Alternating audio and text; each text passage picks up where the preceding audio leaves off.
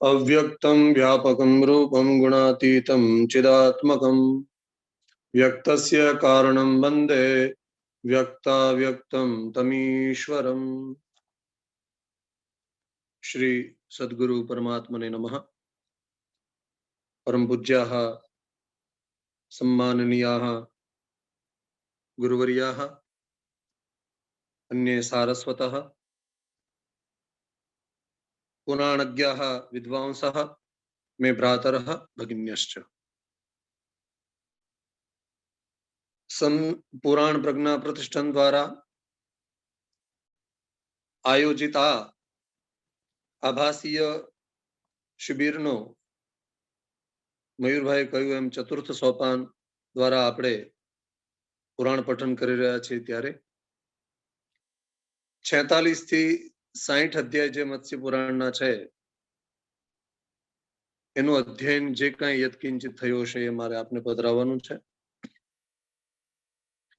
45મા અધ્યાયની અંદર પૂજ્ય ગુરુજી પૂર્વ વક્તા અમૃતભાઈ ભોગાયતાજી જેમણે સેમંતિક મણીની કથા આપણને બધાને શ્રવણ કરાવી, એમની આલંકારિક ભાષા ધારા પ્રવાહમાં આપણે બધાએ શ્રવણ કર્યું। કલિયુગમાં પણ અત્યારે પણ આપણને એ જોવા મળે છે કે જે વ્યક્તિ ઉપર જે કોઈ આક્ષેપ કરવામાં આવે તો એ વ્યક્તિએ જેને સાબિત કરવાનું રહે છે કે હું નિર્દોષ છું। એની સુંદર મજાની કથા આપણે શ્રવણ કરી। ત્યાર પછી 46મો અધ્યાય જેની અંદર વૃષણી વંશનું વર્ણન છે। મત્સ્ય પુરાણના મંગલાચરણોમાંનું ત્રીજું મંગલાચરણ છે નારાયણમ નમસ્કૃત્ય નરમ ચૈવ નરોત્તમમ દેવીમ સરસ્વતીમ ચૈવ તત્તો જયમુદીરયેત। એ સુંદર મજાનું મંગલાચરણ કરી ભગવાન મત્સ્ય નારાયણને પુરાણ પુરુષોત્તમને પ્રણામ કરી અત્યારના આપણે આ સત્રની શરૂઆત કરીએ। 46મા અધ્યાયની અંદર સુતજી કહે છે કે એક્ષ્વાકી શુશવે શૂરમ ખ્યાતમ અદ્ભુત મીઢુષમ પૌરુષાય જગીરે શૂરાદ ભોજાયામ પુત્રકાદશ। એક્ષ્વાકી એટલે કે માદ્રી એ શૂરસેન નામના પુત્રને જન્મ આપ્યો જે અદ્ભુત અને ખ્યાતિ પ્રાપ્ત એવા આગળ ચાલીને દેવ મીઢુષ નામથી પ્રખ્યાત થયા। હવે એ દેવ મીઢુષ જે છે શૂર જે છે શૂરસેન જે છે એનું અને ભોજાના સંપર્કથી એમને 10 પુત્રો થયા। 10 પુત્રોની સાથે સાથે 5 કન્યાઓની પણ ઉત્પત્તિ થઈ। પણ એ શૂરસેનના 10 પુત્રોમાંનો પ્રથમ પુત્ર એટલે એ વસુદેવ અને એમની જે 5 કન્યાઓ છે જેમાં શ્રુતકીર્તિ, પૃથા, શ્રુતાદેવી, શ્રુતશ્રવા અને રાજાધિદેવી છે। એમાં જે દ્વિતીય કન્યા જે છે એ પૃથા છે। એ પૃથા એટલે બીજા કોઈ નહીં, એ પૃથા અને શ્રુતસેને પોતાના મિત્ર એવા કુંતી ભોજને વૃદ્ધાવસ્થાવશ અર્પણ કરી પુત્રી રૂપે। એટલે કુંતી ભોજની એ દીકરી થઈ એટલે એમનું નામ એક કુંતી પણ રાખવામાં આવ્યું અને બીજા વસુદેવ સિવાયના એમને 9 પુત્રો થયા। એમનો આખો અહીંયા વંશ બતાવે છે। જે કુંતી ભોજને પુત્રી રૂપે અર્પણ કરી હતી શૂરસેને એ વસુદેવે એમને પત્ની રૂપે પાંડુ રાજાને અર્પણ કરી અને ત્યાર પછી આપણે બધા જાણીએ છીએ કે ધર્માદ યુધિષ્ઠિરો જગ્યે વાયુર જગ્યે વૃકોદરઃ ઇન્દ્રાદ ધનંજયશ્ચૈવ શક્રતુલ્ય પરાક્રમઃ। એવી રીતે કુંતીને પણ 5 પુત્રો થયા એનું અહીંયા સુંદર મજાનું વર્ણન છે। આપણે વસુદેવની વાત કરતા હતા તો વસુદેવજી જેમનું એક નામ આનક દુંદુભી પણ છે તો એ આનક દુંદુભી જેમની 24 પત્નીઓ છે। હરિવંશ પુરાણની અંદર 10 પત્નીઓનું અને બ્રહ્મ પુરાણ જેની શિબિર આપણે કરી ચૂક્યા છીએ એ વક્તાઓ ભલીભાંતિ જાણતા હશે એટલે એની અંદર એની 14 પત્નીઓનો ઉલ્લેખ છે। પણ અહીંયા ક્યાંક ને ક્યાંક એની 24 પત્નીઓનો ઉલ્લેખ છે। દેવક રાજાને જે 9 કન્યા દેવકી સાથેની હતી એ એમણે બધી જ કન્યાઓ વસુદેવજીને અર્પણ કરી હતી। એટલે ઘણા પુરાણોમાં એમનો જ્યારે સંદર્ભ મળે છે ત્યારે તો એમાંની એમની પ્રથમ પત્ની જે છે એ રોહિણી હતી અને પ્રથમ પત્નીથી પ્રથમ પુત્ર જે ઉત્પન્ન થયો એ બલરામજી ઉત્પન્ન થયા. તો એ બલરામજી સિવાયના પણ દુર્દમ દમનમ શુભ્રુ પિંડારક મહાહનુ ચિત્રાક્ષો દ્વે કુમાર યોતુ રોહિણ્યમ જગીરે તથા. એક ચિત્રા અને બીજી અક્ષી, આ બે કન્યાઓ પણ રોહિણી દ્વારા વસુદેવજીને ત્યાં ઉત્પન્ન થયા. ત્યાર પછીની જે અનેક કન્યાઓ છે વસુદેવજીની, એ અનેક કન્યાઓમાંનું ઉલ્લેખ તો શ્રીમદ ભાગવતજીના અંદર મત્સ્ય પુરાણની અંદર નામ સાથે આપણને પ્રાપ્ત થાય છે. પણ જ્યારે જ્યારે બીજી જે પત્નીઓ છે એમાંની 12 થી 14 પત્નીઓના નામ અને એમના સંતાનોનો આખો વિસ્તાર અહીંયા મત્સ્ય પુરાણની અંદર આપણને જાણવા મળે છે. ત્યાર પછી એમ લખ્યું છે કે દેવકીજીના ગર્ભથી એમને 6 પુત્રો થયા, એમના નામ સાથે પણ અહીંયા ઉલ્લેખ કરવામાં આવ્યો છે. ને ત્યાર પછી 8મા જે પુત્ર હતા એ લોકનાથો મહાબાહુ પૂર્વ કૃષ્ણ પ્રજાપતિ, અને એનું નામ એક નામ અથ તસ્યામ અવસ્થાયમ આયુષ્માન. 6 પુત્રો જે રહ્યા એ 6 પુત્રો જે થયા એમને તો કંસે મારી નાખ્યા, એટલે એ જીવતા નહીં રહ્યા. એટલે ત્યાર પછીનું જે સંતાન થયું એનું નામ આયુષ્માન એવું પણ એક વિશેષણ આપવામાં આવ્યું છે. અને ભગવાન કૃષ્ણ એટલા વર્ષ સુધી આ ધરાતલ ઉપર રહ્યા તો આયુષ્માન એ બીજાને આયુષ્માનના આશીર્વાદ આપી શકે એ સાક્ષાત એમના માટે વિશેષણ સંપૂર્ણ યોગ્ય જ કહેવાય. અને ત્યાર પછી અનુજા ત્વભવત કૃષ્ણાત સુભદ્રા ભદ્રભાષિણી, સુંદર મજાનું ભદ્ર એટલે કલ્યાણકારી બોલવા વાળી એવી સુભદ્રા નામની એમને વસુદેવજીને ત્યાં કન્યાનો પણ જન્મ થયો.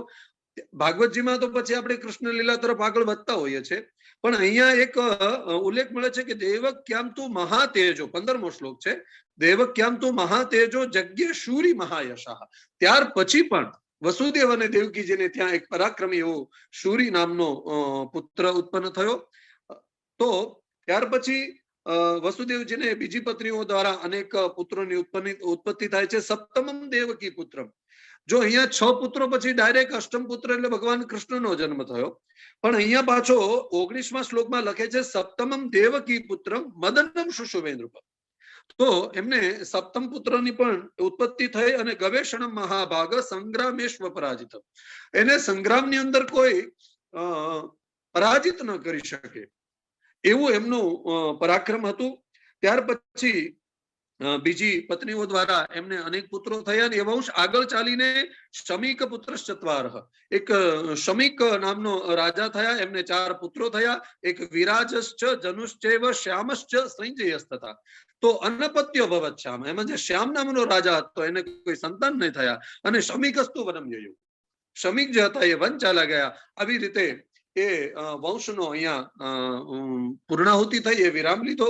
ત્યાર પછી 47મા અધ્યાયની અંદર શ્રી ભગવાન કૃષ્ણનું ચરિત્રનું વર્ણન છે, દૈત્યનો જે ઇતિહાસ છે એનું વર્ણન છે, અને દેવાસુર સંગ્રામ જે થાય છે એમના પ્રસંગોને લઈને વિવિધ જે કથાઓ છે, અવાંતર કથાઓ છે, એનો પણ અહીંયા ઉલ્લેખ આપણને પ્રાપ્ત થાય છે. તો સુતજી કહે છે કે અથ દેવો મહાદેવ પૂર્વમ કૃષ્ણ પ્રજાપતિ વિહારાર્થમ સદેવેશો માનુષેષ્વ જાયતે. આપણે બધા જાણીએ છીએ પુરાણોની અંદર પરમાત્માના પ્રાગટ્ય વિશેની વાત આવે તો ઘણા બધા કારણો બતાવતા હશે, પણ અહીંયા સુતજી કહે છે કે વિહારાર્થમ સદેવેશો, બસ એમને વિહાર એમની લીલા વિહાર કરવા માટે પરમાત્મા ધરાતલ ઉપર મનુષ્ય અવતાર લઈને પરમાત્મા અહીંયા પધાર્યા. અને દેવક્યમ વસુદેવસ્ય તપસા પુષ્કરેક્ષણ, દેવકી અને વસુદેવને ત્યાં એમની તપસ્યાથી ભગવાન પ્રાપ્ત થયા. તો અને ચતુર્બાહુ તથા જાતો દિવ્ય રૂપો જ્વલનશ્રિયા, અહીંયા પુષ્કરેક્ષણ અને ચતુર્બાહુ તમદભૂતમ બાલકમ અંબુજેક્ષણમ ચતુર્ભુજમ એ બધા શબ્દો અહીંયા સામંજસ્ય આપણને ભલીભાંતિ એનો સંદર્ભ પ્રાપ્ત થાય છે. શ્રીવત્સ લક્ષ્મણમ દેવમ દ્રષ્ટવા દિવ્યશ્ચ લક્ષણૈ ઉવાચ વસુદેવસ્તમ રૂપમ સંહરવે.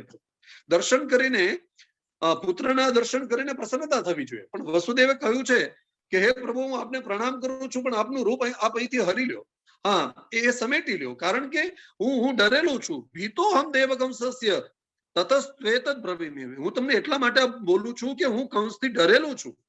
ડરેલો હોવાને લીધે આપ આપનું આ રૂપ અહીંથી હરી લો, કારણ કે આપની પહેલાના મારા 6 પુત્રોને જે આપનાથી મોટા હતા એમને કંસે મારી નાખ્યા છે. એટલે ભગવાને અનુજ્ઞાપ્ય તત શૌર્ય, એની આજ્ઞાનું પાલન કરી અને વસુદેવને કહ્યું કે આપ એક કામ કરો કે નંદ ગોપે ગૃહે નયત, મને નંદજીના ઘરે લઈ જાઓ અને એમને આપીને મને એમ કહો નંદજીને કહેજો કે અયમ તું ગર્ભો દેવક્યા દેવક્યમ જાતઃ કંસ મનિષ્યતિ. આ દેવકીનો જે ગર્ભ છે ને એ કંસનો નાશ કરશે. ઋષિઓ એ સૂતજીને એક પ્રશ્ન પૂછો કે ક એષ વસુદેવસ્તુ દેવકી ચ યશસ્વિની નંદ ગોપશ્ચ કસ્તેશ યશોદા ચ મહાવ્રતા. કે આ વસુદેવ છે કોણ અને દેવકી માટે વિશેષણ વાપર્યું છે યશસ્વિની. એમને ખબર છે કે નંદ ગૃહે જવાથી એમને યશોદા તો સહજ પ્રાપ્ત થશે, એટલે યશોદાને તો નામમાં જ યશ છે, પણ જેમને જન્મ આપ્યો છે ને યશ કોણ આપશે? એટલે અહીંયા સુંદર મજાનું એક વિશેષણ વાપર્યું છે દેવકી માટે કે દેવકી ચ યશસ્વિની. અને પછી કહ્યું કે યો વિષ્ણુ જનયામાસ, જેને ભગવાન વિષ્ણુને જે વિશ્વનો પાલન કરે છે એ વિષ્ણુને જેને જન્મ આપ્યો હોય અને યમ ચ તાતેત્ય ભાષત.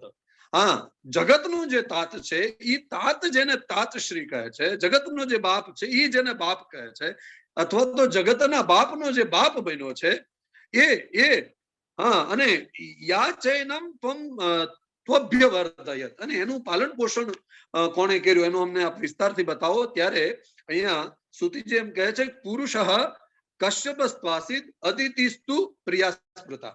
હવે કશ્યપ જે છે એ બ્રહ્માજીનો અંશ છે અને અદિતિ જે છે પૃથ્વીનો અંશ છે. એટલે એમણે કહ્યું કે વસુદેવ જે છે એ સાક્ષાત કશ્યપ છે અને દેવકી છે એ સ્વયં અદિતિ છે. અને ભગવાને સોવ તીર્ણો મહિમ દેવ પ્રવિષ્ટો માનુષિમ તનુમ કેવલ માત્ર ને માત્ર દેવક્યા સમપૂરયત, દેવકીની બધી મનોકામના પૂર્ણ કરવા માટે આ ધરાતલ ઉપર આવ્યા હતા. પછી કારણ પૂછવામાં આવ્યું કે પરમાત્મા ધરાતલ ઉપર દેવકીના મનોરથ પૂર્ણ કરવામાં આવે, પણ આવા સમયે શા માટે આવ્યા? તો સુતજી આગળ જણાવે છે કે નષ્ટે ધર્મે તથા જગ્યે, કારણો બધે સમાન જ છે. વિષ્ણુર વૃષ્ણિ કુલે પ્રભુ કર્તુમ ધર્મસ્ય સંસ્થાનમ અસુરાણમ પ્રણાશનમ, એટલે કે ધર્મ સંસ્થાપનાર્થાય સંભવામી યુગે યુગે નો સંદર્ભ પણ અહીંયા આપણને પ્રાપ્ત થાય છે. એ ભગવાન કૃષ્ણ જે છે એમની પત્નીઓના પણ અહીંયા નામ સત્ય રૂકમિણી સત્યભામા ચ સત્યા નાગની જીતી તથા સુભામા ચ તથા શૈબ્યા ગાંધારી લક્ષ્મણા તથા મિત્રવિંદા ચ કાલિંદી દેવી જાંબવતી તથા એવી 12 પત્નીઓના અહીંયા વિસ્તારથી આપણને નામ એ અહીંયા ઉલ્લેખ છે. અને પછી છેલ્લે એમ કહે છે એવમ આદિની દેવી નામ સહસ્રાણી ચ ષોડશ. આવી તો 16,000 પત્નીઓ ભગવાનને હતી અને એમાંથી પ્રથમ જે હતા એ રૂકમિણી, એમણે 11 પુત્રો. શ્રીમદ ભાગવતજીમાં તો 10 પુત્રોનો ઉલ્લેખ છે, પણ અહીંયા 11 પુત્રોને નામ સાથે એનો ઉલ્લેખ કરવામાં આવ્યો છે. તો મહાબલી પ્રદ્યુમ્ન રણશૂર ચારુદેશના આદિ એમના 11 પુત્રો ને ત્યારે પછી ચારુમતી નામની એક એમને કન્યાનો જન્મ થાય છે. એવમ આદિની પુત્રાણા, બીજી પત્નીઓ દ્વારા પણ ભગવાનને અનેક પુત્રો થયા અને ત્યાર પછી સહસ્રાણી નિબોધતા, હજારોની લાખો સંતાનો થયા અને શતસહસ્રાણામ પુત્રાણામ તસ્ય ધીમતઃ. 21મા શ્લોકમાં વ્યાસજી લખે છે કે અશીતિશ્ચ સહસ્રાણી વાસુદેવ સુતાસ્તથા. 1,80,000 1,80,000 પત્ની 16,000. અહીંયા રૂકમિણીજીએ 11 પુત્રોને જન્મ આપ્યો. અને ભાગવતજીમાં પણ એક આપણને સંદર્ભ મળે છે કે એક કસ્યામ દશ, એક પત્ની દ્વારા 10 સંતાનો થયા. એટલે 10 કે 11 નો કદાચ પણ આપણે વિચાર કરીએ તો પણ 1,80,000 અને 16,000 કન્યા, 1 ને 11 સંતાન થાય તો પણ ક્યાંક ને ક્યાંક એ અંક આપણને બંધ બેસતો લાગે છે. તો અને યાદવોની સંખ્યામાં પણ શ્રીમદ ભાગવતજીના 10મા સ્કંદના 90મા સ્કંદમાં છેલ્લા 10મા સ્કંદના 90મા અધ્યાયમાં કહ્યું છે કે 3 કોટ્ય 3 કરોડ યાદવોની સંખ્યા હતી. અને યાદવોના કુળનો જે ક્રમ હતો એ લગભગ 101 કુળ હતા. હા, કુલાનામ શતમ એકમ તું યાદવાનામ મહાત્મનામ. પણ એ બધા યાદવોના અથવા તો 101 કુળના અધિષ્ઠાતા પ્રધાન મુખ્ય તો ભગવાન કૃષ્ણ જ હતા અને ભગવાન કૃષ્ણની આજ્ઞાથી એ બધા આજ્ઞાનું પાલન કરતા હતા. પછી કહ્યું કે આ સિવાય ભગવાન ક્યારે આ ધરાતલ ઉપર આવ્યા? તો ભગવાન એવું સુતજીએ કહ્યું કે દેવા સુર વિમર દેશુ જાયતે હરિશ્વર. જ્યારે દેવો અને અસુરોનો સંગ્રામ થાય ત્યારે પરમાત્માનો આવિર્ભાવ થાય છે. તો કે હિરણ્યકશિપુ દૈત્ય ત્રૈલોક્યમ પ્રાગ પ્રશાસતી, જ્યારે ત્રિલોક્ય ઉપર હિરણ્યકશિપુનું રાજ્ય હતું ત્યારે પણ, અને બલિના ધિષ્ઠિતે ચૈવ પુરા લોકત્રય ક્રમાત, જ્યારે બલિનું સામ્રાજ્ય પણ આ ત્રિલોક્ય ઉપર હતું ત્યારે પણ પરમાત્માનો આવિર્ભાવ થયો. તો ઋષિઓ કહ્યું કે કથમ દેવાસુર કૃતે વ્યાપારમ પ્રાપ્તવાન સ્વતઃ દેવાસુરમ યથાવૃત્તમ તન્ન પ્રબ્રૂહિ પૃચ્છતા. અમને છે ને એ કેટલા સંગ્રામ થયા, દેવો અને દાનવોના કેટલા મહાયુદ્ધ થયા, એમને બધું વિસ્તારથી કહો, અને એ સમયમાં કયા કયા અવતારો થયા. હા, તન્ન પ્રબ્રૂહિ પૃચ્છતા, અમે તમને પૂછીએ છીએ કે અમને તમે જણાવો. તો સુતજી તે કહે છે કે તેષામ દાય નિમિત્તમ તે સંગ્રામાસ્તુ સુદારુણા વરાહાદ્ય દશદ્વૌ ચ, દશ અને દ્વૌ એટલે કે 12 એવા મહાસંગ્રામો થયા, અને 12 મહાસંગ્રામની અંદર પરમાત્માએ કંઈક ને કંઈક એ સંગ્રામોની અંદર દેવતાઓને સહાયતા માટે અથવા તો અસુરોના નાશ માટે, ધર્મની પુનઃ સંસ્થાપના માટે પરમાત્માએ અવતાર લીધો. એમાંથી પ્રથમ અવતાર જે છે, પ્રથમ યુદ્ધ થયું એ નારસિંહસ્તુ, દ્વિતીયશ્ચાપી વામનઃ, તૃતીયસ્તુ વરાહશ્ચ, ચતુર્થો પ્રથમંતનઃ, એમ કરીને પ્રથિતો દ્વાદશ તેષામ ગોરઃ કોલાહલસ્તથા. 12મું જે યુદ્ધ થયું એ યુદ્ધનું નામ કોલાહલ યુદ્ધ હતું. એવી રીતે એ 12 યુદ્ધની અંદર પરમાત્મા પ્રગટ થયા. ત્યાર પછી પરમાત્માએ પ્રગટ થઈને અસુરોનો કઈ રીતે સંહાર કર્યો. અસુરોનું રાજ્ય પણ કેટલા કેટલા વર્ષો સુધી, કરોડો નહીં અબજો વર્ષ સુધી ચાલતું હતું, એનો પણ અહીંયા મત્સ્ય પુરાણમાં આપણને ઉલ્લેખ પ્રાપ્ત થાય છે. હિરણ્યકશિપુ રાજા વર્ષાણા મર્બુતમ બભૌ દ્વિસપ્તતિ તથા જ્ઞાની નિયુતાન્યધિકાની ચ અશીતિમ ચ સહસ્રાણી. એટલે કે 1,07,20,80,000 વર્ષ સુધી હિરણ્યકશિપુનું રાજ અહીંયા હતું, અને 2,17,000 વર્ષ સુધી બલિનું સામ્રાજ્ય હતું. એનું પણ અહીંયા વિસ્તારથી વર્ણન આપવામાં આવે છે. ત્યાર પછી જ્યારે બલિનું સામ્રાજ્ય વામન અવતાર દ્વારા પરમાત્માએ જ્યારે ત્રિલોકી પૃથ્વીને માપી લીધી, ત્યારે જ્યારે અસુરોનો પરાજય થયો, ત્યારે અસુરો શુક્રાચાર્યજી વિચાર કર્યો કે હવે મારે કંઈક એવી સંજીવની આદિ વિદ્યાની પ્રાપ્તિ કરવી પડશે જે બીજા પાસે ન હોય. અહીંયા બીજાનો અર્થ બૃહસ્પતિ સમજવા, કારણ કે યુદ્ધ તો દેવો અને દાનવોની વચ્ચે થતું હતું, અને દૈત્ય ગુરુ શુક્રાચાર્ય છે, તો દેવગુરુ બૃહસ્પતિ છે, એટલે બૃહસ્પતિ પાસે ન હોય એવી વિદ્યા પ્રાપ્ત કરવી છે. અને એમના માટે ભગવાન શંકર પાસે ગયા, અને શંકર પાસે જઈને મહાદેવમ પ્રપદ્યત, મહાદેવજીને પ્રણામ કરી અને એમણે વિનંતી કરીને કહ્યું કે મંત્ર નિચ્છામ્યહમ દેવ એન સંતિ બૃહસ્પતિ. જે બૃહસ્પતિ પાસે જે મંત્ર નથી ને એવા મંત્રો હું અત્યારે ઈચ્છું છું. અને અમુક માંગણીમાં છે ને એનું મુખ્ય ધ્યેય, એનો જે મુખ્ય આશય હોય ને એ બહુ સ્પષ્ટ થઈ જતો હોય છે. પરાભવાય દેવાનામ અસુરનામ જયાય છે, એ બહુ સ્પષ્ટ કહી દીધું, કારણ કે પરમાત્મા તો બધું જાણતા હોય. પરાભવાય દેવાનામ અસુરાણામ જયાય છે, ખાલી દેવો પરાજિત થાય એટલું નહીં, પણ અસુરોનો જયકાર થાય એટલા માટે પણ એવ મુક્તો બ્રવીત દેવો વ્રતમ ત્વમ ચર ભાર્ગવ. એટલે ભગવાને કીધું કે તું એક વ્રતનું પાલન કર, હું તને અહીંયા એક વ્રત બતાવું છું. પૂર્ણમ વર્ષ સહસ્રમ તુ કણધૂમમ વાક્ષિરાહ યદિ પાસ્યસી ભદ્રંતે તતો મંત્રાન વાપસસી. તું એ મંત્રની પ્રાપ્તિ તો જ કરી શકીશ કે પૂર્ણ વર્ષ સહસ્રમ તું 1-2 વર્ષ સુધી નહીં, પણ 1000 વર્ષ સુધી તું કણધૂમ્રમ વાક્ષિરા, કણી એટલે કરણનો જે ધુઓ આવે છે એનું જો તું પાન કરીશ, અને પાછું પણ પોતાનું મુખ નીચે રાખી જો તું 1000 વર્ષ સુધી પાન કરીશ તો તને આ મંત્રની પ્રાપ્તિ થશે.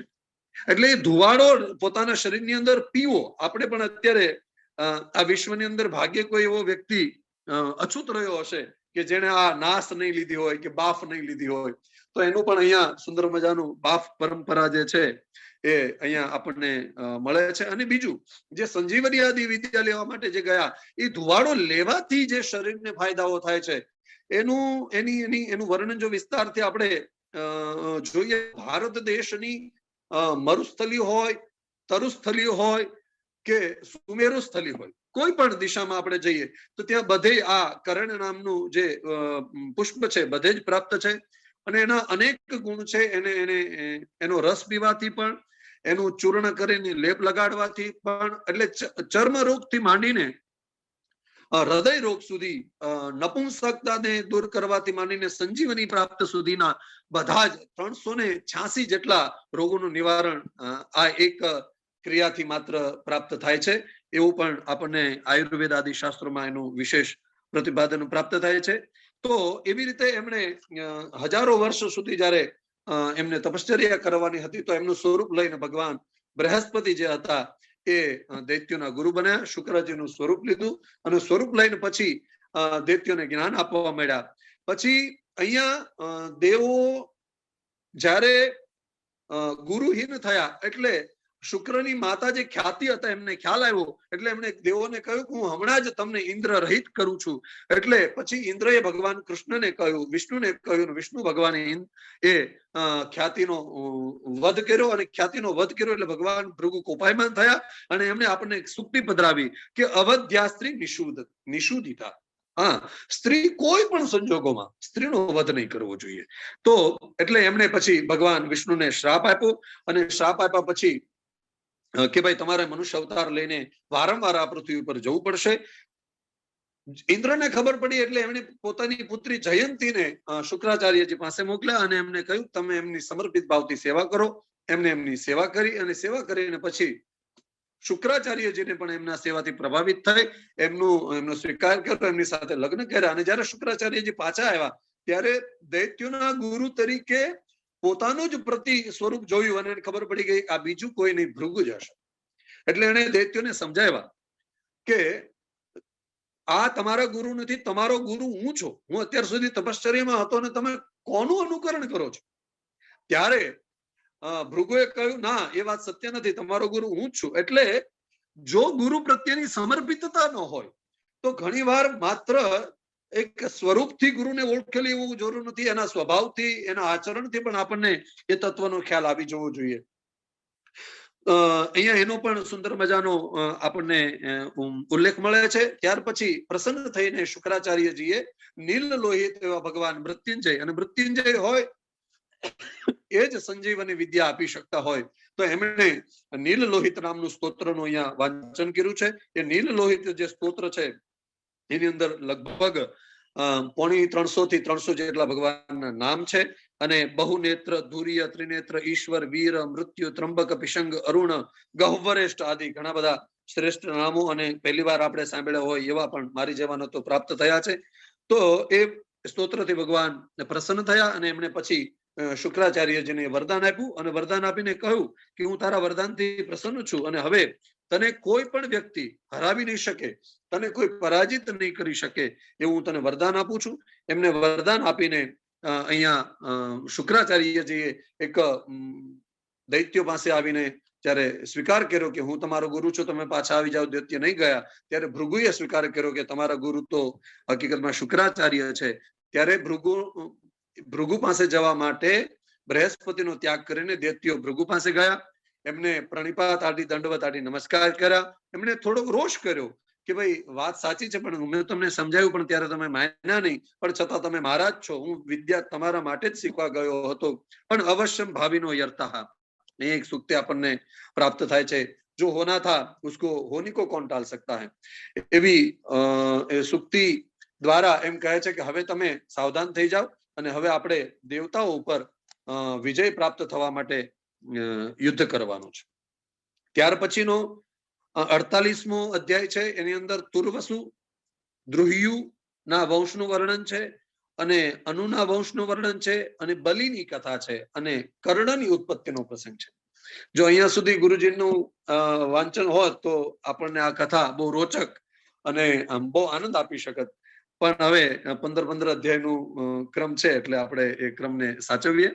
તો યયાતિના જે પંચમ પુત્ર છે તુર્વસુ, એમનો પુત્ર ગર્ભ થયા અને ગર્ભના ગોભાનુનો ત્રિસારી અને ત્રિસારીનો કરંધમ અને કરંધમનો મરુત થયો. હવે મરુતને કોઈ સંતાન નહીં થયા એટલે એમનો વંશ આગળ વધ્યો નહીં. એટલે ત્યાર પછી એમની પુરુવંશીનો દુષ્યંત નામના પુત્રને એમણે પોતાનો પુત્ર બનાવ્યો. આવી રીતે આજે યયાતિનો જે વંશ હતો એને જે શ્રાપ હતો એના કારણે તુર્વસુ વંશ આગળ જઈને પુરુવંશમાં પ્રવિષ્ટ થઈ ગયો, પરિવર્તિત થઈ ગયો. આપણે બધા જાણીએ છીએ એવી જ રીતે યયાતિના તૃતીય પુત્ર અનુ, એનો સભાનર, એનો ચાક્ષુષ, એનો પરમેયુષ, એનો ધાર્મિક, આવી રીતે એમના પણ વંશની બહુ વિસ્તૃત અહીંયા કથા પ્રાપ્ત થાય છે. ત્યાર પછી છેલ્લે અધ્યાયના અંતમાં 48મા અધ્યાયના અંતમાં 93માં શ્લોકમાં એમ કહે છે કે ભાઈ જે કર્ણની ઉત્પત્તિ વિશે વાત કરી તો અમે તો એવું સાંભળ્યું છે કર્ણ જે છે એ તો અધિરથનો સૂત છે, એ અધિરથનો પુત્ર છે, એ અધિરથનો પુત્ર અંગનો પુત્ર કઈ રીતે થયો એમની પણ કથા અમને આપ કહો. ત્યારે સુતજી એમને બૃહદ ભાનુથી લઈને આખા વંશનો વિસ્તાર બતાવે છે અને 48મા અધ્યાયની ત્યાં પૂર્ણાહુતિ થાય છે. 49મા અધ્યાયમાં પુરુ વંશનું વર્ણન, એના પ્રસંગમાં ભરત વંશની કથા, ભરદ્વાજની ઉત્પત્તિ અને એના વંશનું વર્ણન, નીપ વંશનું વર્ણન અને પૌરવોનો ઇતિહાસ બતાવે છે. વંશોનું વર્ણનની કથા એટલી બધી વિસ્તારથી છે કે આપણે 9મા સ્કંદના અંતિમ 2 અધ્યાય જોઈએ તો આપણને બહુ ઘણી બધી સમાનતા મળી આવે છે. તો યયાતિના જે સૌથી નાના પુત્ર હતા પુરુ, એ બહુ મહાતેજસ્વી હતા ને એમનો પુત્ર રાજા જન્મેજય, જે પ્રથમ જન્મેજય હતો, એનો પુત્ર પ્રાચિત્વત એટલે કે જેણે પ્રાચી એટલે કે પૂર્વ દિશા બનાવી, એ પોતે રાજા, એમનો પુત્ર મનુષ્ય થયો અને મનસ્યુના પુત્ર વિતાયુધ થયા અને વિતાયુધનો પુત્ર ધુંધુ થયો અને ધુંધુનો પુત્ર બહુવિધ થયો અને બહુવિધ જે છે એનો પુત્ર સંયાતિ થયો. સંયાતિનો પુત્ર રહંબર્ચા અને એનો પુત્ર ભદ્રાશ્વ થયો અને ભદ્રાશ્વને ઘૃતાચી નામની અપ્સરાથી 10 પુત્રો થયા. 10 પુત્રોના અહીંયા સુંદર મજાના નામ છે, બધા ઉકારાંત છે. હા, કે ઔચેયુ, ઋષેયુ, કક્ષેયુ, સુનેયુ, ધૃતેયુ, વિનેયુ, સ્થલેયુ, ધર્મેયુ, સંતનેયુ અને પુણ્યેયુ.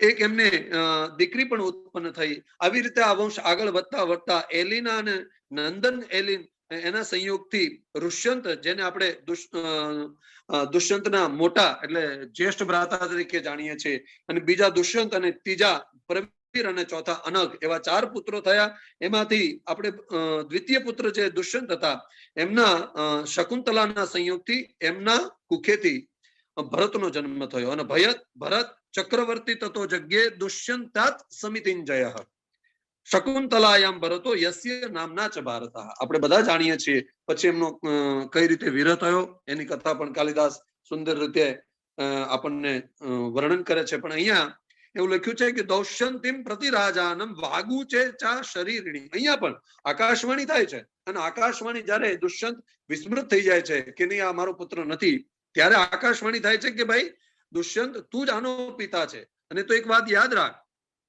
કે વાગુ છે ચા શરીરણી, કે માતાનું જે ગર્ભ છે ને એ તો એક ચામડાનો થેલો છે. હા, ચામડાના થેલાની અંદર કોઈ વસ્તુ રાખે તો ચામડાના થેલાની વસ્તુ ન થઈ જાય, એ જેને રાખી હોય એની જ વસ્તુ થાય. એટલે ભરસ્વ પુત્રમ દુષ્યંતમ આવમસ્તા શકુંતલામ, તું શકુંતલાનું અપમાન નહીં કરીશ, તારે આનું ભરણ પોષણ કરવું પડશે. રે તો ધામ નયતે પુત્ર પરેતમ યમ સાધના. તને ખબર નથી, આકાશવાણીની ઘોષણા થાય છે, હે દુષ્યંત તને ખબર નથી કે નરકાત્રાયતે, આ નરકમાંથી તને બચાવે એ પુત્ર છે.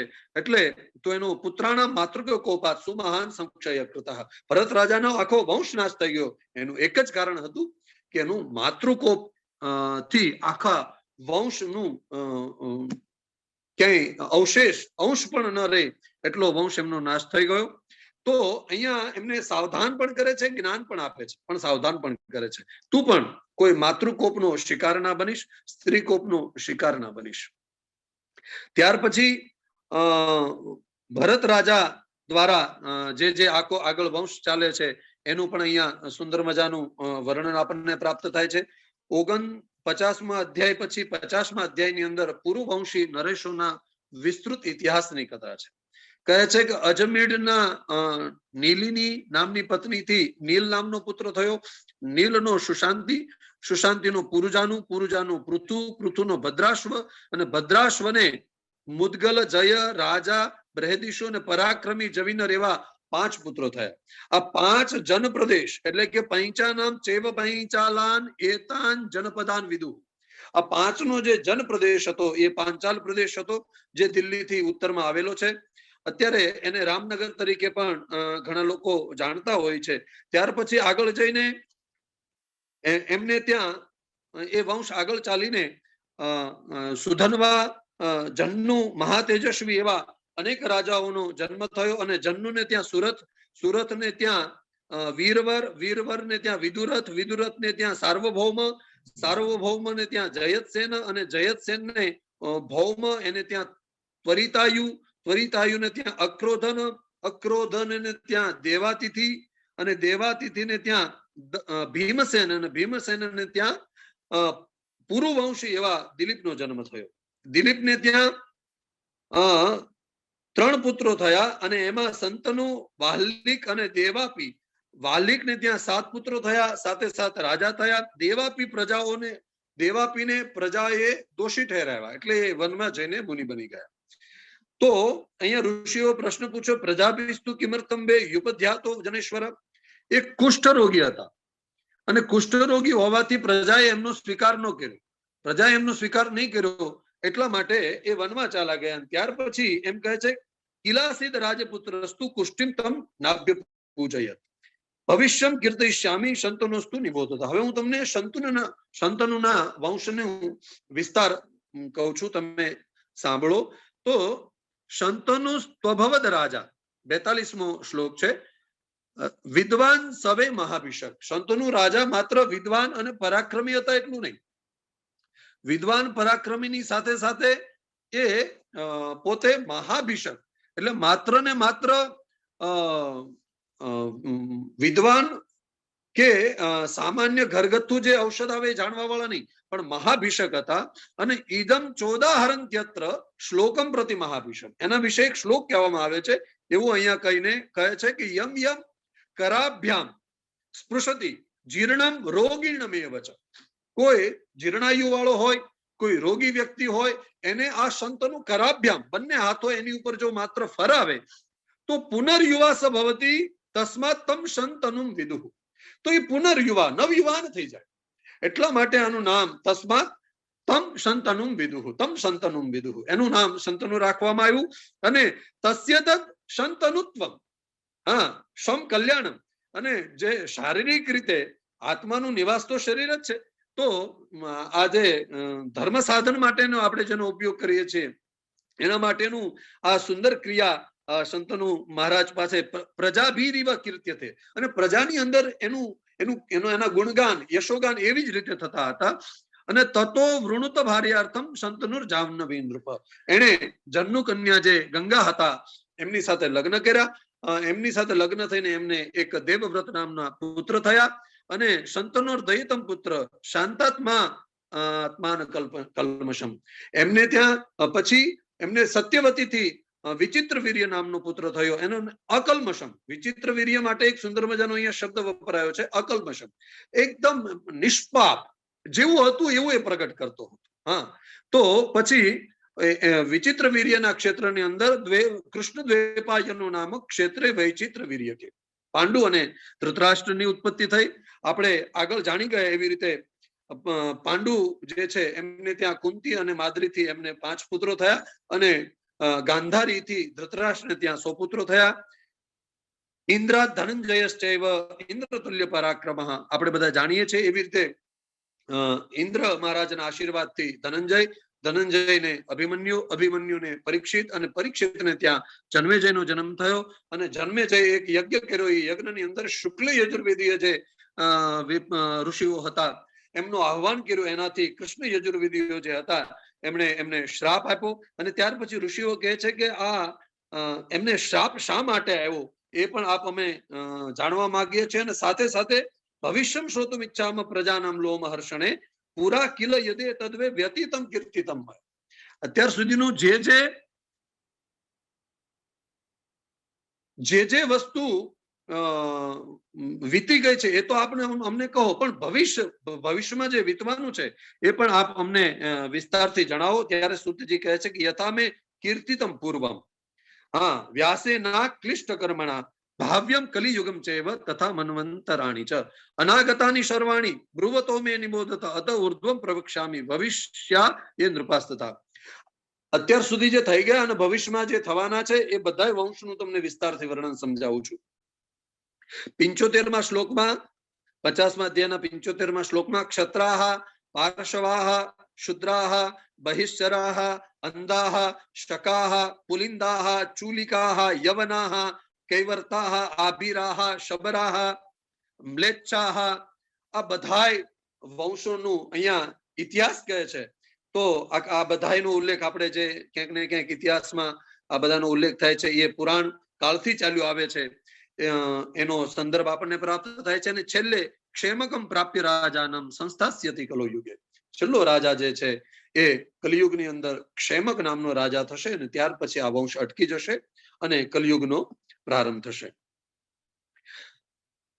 મત્સ્ય પુરાણની અંદર 51મા અધ્યાયની અંદર અગ્નિવંશનું વર્ણન અને એનો ભેદોપભેદનું કથન છે.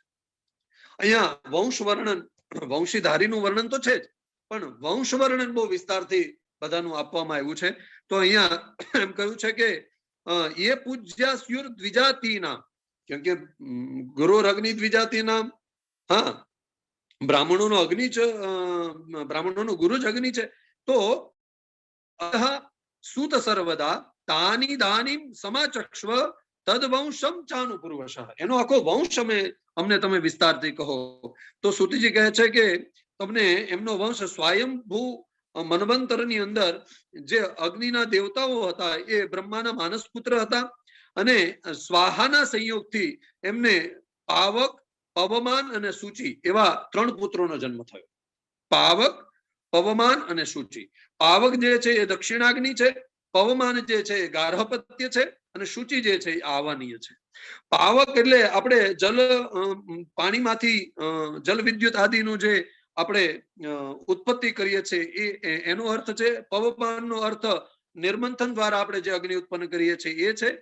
અને સૂચિ એટલે કે સૌર ઉર્જા દ્વારા જે આપણે પ્રાપ્ત કરીએ છીએ એ છે. કઠોપનિષદની અંદર હમણાં પૂજ્યશ્રીનું કઠોપનિષદ પ્રવચન ચાલે છે, તો એની અંદર આ ત્રણેય અગ્નિનો બહુ વિસ્તારથી યમ અને નચિકેતના સંવાદમાં જાણવા મળે છે. તો પાવક નો પુત્ર જે છે એ સહરક્ષ છે, પવમાનનો પુત્ર કવ્યવાહન છે અને સૂચિનો પુત્ર હવ્યવાહન છે.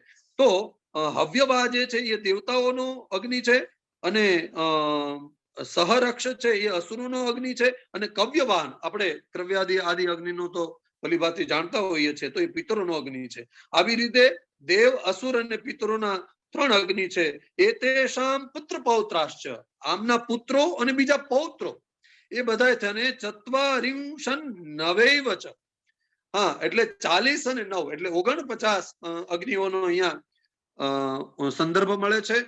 પાવનો લૌકિકો યજ્ઞ પ્રથમો બ્રહ્મણશ્ચય. એવી રીતે અગ્નિ એ અગ્નિનું એના 49 ના નામ, એમની ક્રિયાઓ.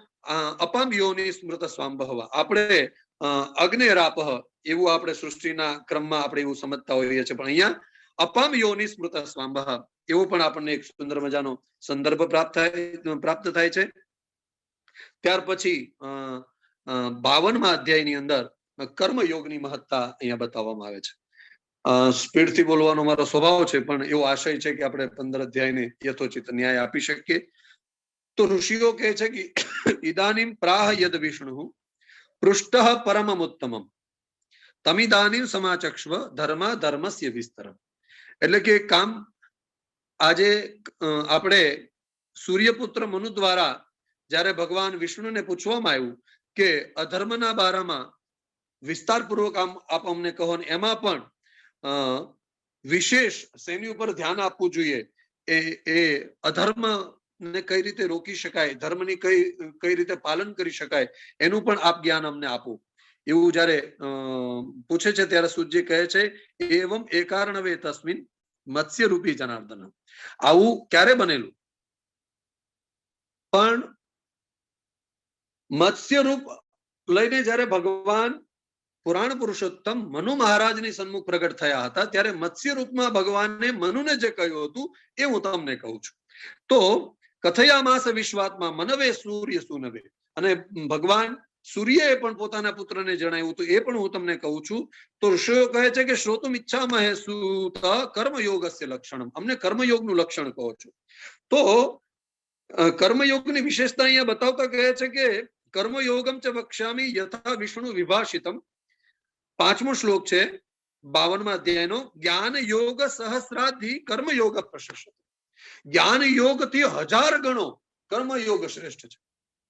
પણ પાછું કર્મયોગો ભવમ જ્ઞાનમ, હા જ્ઞાનની ઉત્પત્તિ કર્મયોગથી થઈ છે. હા, કર્મયોગની ઉત્પત્તિ જ્ઞાનથી નથી થઈ છે. અને તસ્માત તત્ પરમમ પદમ, એટલે એ પરમ પદ છે. કર્મ જ્ઞાનોદ્ભવમ બ્રહ્મ ન ચ જ્ઞાન કર્મણા, કર્મ વગર જ્ઞાનની સત્તા જ નથી. એટલે કર્મયોગની અહીંયા શ્રેષ્ઠતા બતાવી છે. આમ તો જયારે ઋષિઓએ પૂછ્યું ત્યારે એમાં સ્પષ્ટ ઉલ્લેખ આવી જ ગયો કે કર્મયોગમ છે સાંખ્યમ છે યથાવદ વિસ્તરાન્વિતમ. તો આપણે બધાય સાંખ્ય યોગથી અને કર્મયોગથી ભલીભાંતિ પરિચિત છીએ. પણ ત્યાર પછી વેદોનો વિસ્તાર, એનો વિચાર, ધર્મનું આચરણ કઈ રીતે કરવું અને એનું આચરણ કરવાથી કયા કયા લક્ષણો વ્યક્તિમાં હોવા જોઈએ, તો એ અષ્ટ લક્ષણોની પણ અહીંયા વાત કરી છે. દયા સર્વેષુ ભૂતેષુ આદિ 8 પ્રકારના લક્ષણો છે. અને પુનઃ એકવાર આપણને એક સુક્તિ પ્રાપ્ત થાય છે કે કર્મયોગમ વિના જ્ઞાનમ કસ્યચિન નેહ દૃશ્યતે. કર્મયોગ વિના કોઈને જ્ઞાન હજુ સુધી થયું હોય એવો કોઈ પ્રકારનો ક્યાંય જોવા મળતો નથી આ પૃથ્વીની અંદર. ત્યાર પછી દેવતાઓનું, પિતૃઓનું અને મનુષ્યનું તર્પણ કઈ રીતે કરવું, સ્વાધ્યાયથી દેવતાઓ ઋષિઓનું તર્પણ કરવું, શ્રાદ્ધ આદિથી પિતૃઓનું તર્પણ કરવું અને અન્ન આદિથી અતિથિઓનું તર્પણ કરવું, એવો અહીંયા પણ ઉલ્લેખ થાય છે. ગ્રહસ્થીઓ જે 5 પ્રકારના પાપ કરતા હોય છે, કંઠીની, પેશની, ચુલ્લી, જલકુંભી ચ પ્રમાર્જની, ઉદકુંભી ચ માર્જની, પાઠભેદ એવો પણ આપણને મળે છે. ત્યાર પછી અહીંયા દ્વાત્રિંશત ચ તથા સ્ટૌ ચ, એટલે 32 ને 8 40 પ્રકારના સંસ્કારોનો ઉલ્લેખ મળે છે. 16 સંસ્કાર, 13 સંસ્કાર, 20 સંસ્કાર, 24 સંસ્કાર, 60 સંસ્કાર. અલગ અલગ સ્મૃતિઓની અંદર આપણે અલગ અલગ સંસ્કારો જોતા હોઈએ છીએ. તો અહીંયા 32 સંસ્કારોનો પણ ઉલ્લેખ થાય છે. પછી ભગવાન જે કૃષ્ણ છે, વિષ્ણુ છે, એ બ્રહ્મા વિષ્ણુ છે ભગવાન. માર્તંડો વૃષવાહન, માર્તંડ પણ એ છે, વૃષવાહન વાહન પણ એ છે. કૃષ્ણ છે એ જ બ્રહ્મા છે, કૃષ્ણ છે એ જ વિષ્ણુ છે. એટલે એવો એમનો સર્વમ કૃષ્ણમયમ જગત એવો ઉલ્લેખ કરીને 52મા અધ્યાયની પૂર્ણાહુતિ ઇતિ ક્રિયા યોગ પરાયણસ્ય વેદાંત શાસ્ત્ર સ્મૃતિવત્સલસ્ય વિકર્મ ભીતસ્ય સદાન કિંચિત પ્રાપ્તવ્યમસ્તિહ પરે ચલોકે. જે આવી રીતે સમર્પિત ભાવથી ભગવાન કૃષ્ણને સમજે છે, સ્વીકારે છે, એમના માટે આ લોકમાં કે પરલોકમાં કોઈ પણ લોકની અંદર અપ્રાપ્ય વસ્તુ કોઈ રહેતી નથી, એવું સુંદર મજાની ઘોષણા કરી અને 53મા અધ્યાયમાં વ્યાસ મહર્ષિ આપણને પ્રવેશ કરાવે છે. 53મા અધ્યાયની અંદર પુરાણોની નામાવલી અને એનો સંક્ષિપ્ત પરિચય. જુઓ, અત્યાર સુધી આપણને પુરાણોના નામ અને પુરાણોનો સંક્ષિપ્ત પરિચય અને પુરાણોની શ્લોક સંખ્યા આ તો બધે પ્રાપ્ત થાય છે. થોડું ઘણું પાઠભેદ છે, સંખ્યામાં થોડું ઘણું આમ તેમ છે, પણ એ તો ચાલે. હા, આપણે કલ્પભેદથી એ સ્વીકારતા હોઈએ છીએ. પણ અહીંયા એ પુરાણ ક્યારે વાંચવું, એ પુરાણનું દાન કઈ રીતે કરવું, કઈ તિથિમાં કરવું, કઈ મૂર્તિ બનાવવી, કેવા વિપ્રને આપવું, એનાથી કયા લોકની પ્રાપ્તિ થાય છે, કયા સમયે કરવું, એ બધું જ વિસ્તારથી વર્ણન છે. અને લખ્યું છે અહીંયા સંક્ષિપ્ત વર્ણન, પણ એ વિસ્તારથી વર્ણન આપ્યું છે. તો ઋષિઓ પૂછે છે કે પુરાણ સંખ્યામાં ચક્ષ્વ સુત વિસ્તર શક્રમાત દાન ધર્મ શેષમ તુ યથા વદન પૂર્વશઃ. તો સુતજી કહે છે કે ઇદમ એવ પુરાણેષુ પુરાણ પુરુષસ્તદા, એટલે આ પુરાણો વિશેનું જ્ઞાન જે ઋષિઓ તમે મને પૂછો છો ને, આ પુરાણ વિશેનું જ્ઞાન પુરાણ પુરુષોત્તમે જ્યારે પુરાણ વિશેનું જ્ઞાન આપ્યું હતું, એ જ્યારે એમને જે શ્રવણ કરાવ્યું, એ હું આપને આજે સૂચિત કરું છું, જણાવું છું. તો મત્સ્ય નારાયણ જે પુરાણ પુરુષોત્તમનો એક અવતાર છે ભગવાનનો, એ સ્વયં કહે છે પુરાણમ સર્વશાસ્ત્રાણામ. આપણે બહુ પ્રચલિત અને પ્રસિદ્ધ શ્લોક છે, પ્રથમમ બ્રહ્મણા સ્મૃતમ અનંતરમ ચ વક્તવ્યો વેદાસ્તસ્ય વિનિર્ગતાઃ. સૌથી પહેલા આ લોકની અંદર પુરાણની ઉત્પત્તિ થઈ અને ત્યાર પછી બીજા બધા શાસ્ત્રોની ઉત્પત્તિ થઈ. અનંતરમ ચ વક્તવ્યો વેદાસ્તસ્ય વિનિર્ગતાઃ. પુરાણમ એકમેવાસિત, આ કલ્પના અંતમાં પુરાણ એક જ હતું અને ત્રિવર્ગ સાધનમ પુણ્યમ શતકોટી પ્રવિસ્તરમ. આના શ્લોકો કેટલા છે? શતકોટી પ્રવિસ્તરમ. પૂજ્ય ગુરુજીએ પહેલા જ દિવસના વ્યાખ્યાનમાં કહ્યું હતું એમ, શતકોટી પ્રવિસ્તરમ. તો અહીંયા નિર્દગ્ધેષુ ચ લોકેષુ વાજી રૂપેણ વેન્મયા, જ્યારે આ લોકની અંદર ત્રિવર્ગ સાધનમ પુણ્ય છે, એ જ્યારે અશાંતિ ફેલાઈ જાય, ધર્મનો રાસ થવા મળે, લોકોમાં આળસ ભરાઈ જાય, એવા સમયે હું આ પુરાણોની સ્થાપના કરવા માટે, પુરાણોની રચના કરવા માટે ઉત્પન્ન થઉં છું, એવું વ્યાસજીનું કથન છે. વ્યાસ રૂપમ અહમ કૃત્વા સંહરામી યુગે યુગે. હા, તો વારંવાર હું અહીંયા મીમાંસા ધર્મશાસ્ત્ર આદિ એની રચના કરવા માટે ઉત્પન્ન આવું છું. તત્રાષ્ટાદશધા કૃત્વા ભૂર્લોકે વિસ્મિન પ્રકાશતે. પૃથ્વીની અંદર, આ ભૂલોકની અંદર એ અષ્ટાદશ પુરાણ રૂપે છે, પણ અદ્યાપી દેવલોકિસ્મિન શતકોટિ પ્રવિસ્તરમ. 100 કરોડ જેના શ્લોકો છે ને, એ તો હજુ પણ દેવલોકની અંદર બિરાજે છે, પણ એમાંથી ચતુર્લક્ષમ સંક્ષેપેણ નિવેશિતમ. હા, પુરાણની દશાષ્ટૌ ચ સાંપ્રતમ તદિહોચ્યતે. આ તો અહીંયા માત્ર સારાંશ છે. હા, તો એના નામ પણ અને શ્લોકોની સંખ્યા પણ કે બ્રાહ્મમ ત્રિદશ સહસ્ત્રમ પુરાણમ પરિકીર્ત્યતે લિખિત્વા ચ તચ્ચયો દદ્યાત જલધેનુ સમન્વિતમ. આજ મત્સ્ય પુરાણના લગભગ 82માં કે 86માં અધ્યાયની અંદર આ જલધેનુ જે વ્રત છે, એ વિધિ છે, એનો પણ વિસ્તારથી ઉલ્લેખ કરવા મળે છે. વૈશાખ પૂર્ણિમાયામ તુ બ્રહ્મલોકે મહ્યતે. વૈશાખ પૂર્ણિમાને દિવસે જે આ પુરાણનું દાન કરે છે એને બ્રહ્મલોકની પ્રાપ્તિ થાય છે. એવી જ રીતે પાદ્મમ તત્ પંચ પંચાશત સહસ્રાણિમ કથ્યતે. આપણે પુરાણોની સંખ્યા, શ્લોક સંખ્યા ભલીભાંતિ જાણતા હોઈએ છીએ. એવી જ રીતે આગળ જઈને સંપૂર્ણ યજ્ઞનું ફળ આપનારા એવા પુરાણોની કથા આવે છે. ચતુર્દશ સહસ્રાણી તથા પંચશતાની ચ ભવિષ્યચરિતમ પ્રાપ્ય ભવિષ્યમ તદિહોચ્યતે. ભવિષ્ય પુરાણનો પણ ઉલ્લેખ થાય છે. અને ત્યાર પછી અધિકૃત્યા બ્રવીત સપ્ત કલ્પ વૃત્તમ મુનીશ્વરાહ તન્માત્સ્યમિતિ જાનિદ્વમ સહસ્રાણી ચતુર્દશ. તો આ 14મું જે પુરાણ છે એ માત્સ્ય પુરાણ છે, અને માત્સ્ય પુરાણનું પણ ઉલ્લેખ અહીંયા સ્પષ્ટતાથી કહ્યું છે કે વિશુવે હેમ મત્સ્યમ ધેનવા ચૈવ સમન્વિતમ. સોનાની માછલી અને સોનાની ગાય સહિત આ વિશુવેનો અર્થ એવો થાય છે કે મેષ અને તુલાની જ્યારે સંક્રાંતિ થાય, જો 12 પુરાણ પૂરા થઈ ગયા ત્યાર પછી એમની ક્યાંક ને ક્યાંક 12 મહિનાની પૂર્ણિમાઓ બતાવવામાં આવી છે. હવે 12 માસની પૂર્ણિમા પૂરી થઈ પછી એક વ્યતિપાત યોગ બતાવવામાં આવ્યો છે, ત્યાર પછી સંક્રાંતિ કાળ ચાલુ થયા છે. તો અહીંયા મેષ અને તુલાની સંક્રાંતિ જ્યારે હોય, એટલે લગભગ તુલાની સંક્રાંતિ જે છે એ સપ્ટેમ્બરમાં હોય છે, અને મેષની લગભગ માર્ચની આજુબાજુ, એટલે ચૈત્ર માસની આજુબાજુ હોય છે. તો એવા સમયે મત્સ્ય પુરાણનું સ્વર્ણ નિર્મિત મત્સ્યથી એ પુરાણનું એ મૂર્તિ સાથે એ વિપ્રને દાન કરવું, અને ત્યારે સમગ્ર પૃથ્વીનું તમે દાન કર્યું હોય, આપણને અવસર મળે છે. કારણ કે હજુ તુલા સંક્રાંતિ કદાચ જતી રહી હશે, પણ મેષ સંક્રાંતિ બાકી છે. હા, તો આપણને અવસર મળે છે, એટલે મત્સ્ય પુરાણ ચાલી રહ્યું છે, એટલે વિસ્તારથી એ વિષય ઉપર થોડું ધ્યાન આપવામાં આવ્યું. પછી બ્રહ્માંડનું એક નામ અહીંયા વિશ્વાંડ, એવો પણ એક સુંદર મજાનો શબ્દ આપણને પ્રાપ્ત થાય છે. પુરાણો થી કયો લોક પ્રાપ્ત થાય છે, એ પછી બીજા 18 ઉપપુરાણનો પણ અહીંયા ઉલ્લેખ થાય છે, અને ઉલ્લેખ આપણને પ્રાપ્ત થાય છે. એ પુરાણો પણ બીજા કોઈ જ નહીં, આ જે પુરાણોના નામ છે એમાંથી જ ઉત્પન્ન થયેલા એ બધા પુરાણો છે. એમાં પણ સાત્વિક પુરાણો છે, રાજસિક પુરાણો છે, તામસિક પુરાણો છે, ક્યાંક ને ક્યાંક બ્રહ્મા પ્રધાન, પછી વિષ્ણુ પ્રધાન, રુદ્ર પ્રધાન, સરસ્વતી અને દેવી પ્રધાન પણ પુરાણોનો પણ અહીંયા ઉલ્લેખ આપણને પ્રાપ્ત થાય છે. ત્યાર પછી વાલ્મીકી ઋષિએ પણ એમણે પણ વાલ્મીકે શતકોટી પ્રવિસ્તરમ 100 કરોડ જેટલા શ્લોકો વાળી રામાયણનો રચના કરી. સપાદા પંચેતે લક્ષા મર્ત્ય પ્રકીર્તિતાઃ પુરાતનસ્ય કલ્પસ્ય પુરાણાની વિદુર્બુધા. આ પુરાણોનું વાંચન કરવાથી, શ્રવણ કરાવવાથી ધન્યમ યશસ્યમ આયુષ્યમ પુરાણમ નામ અનુક્રમમ.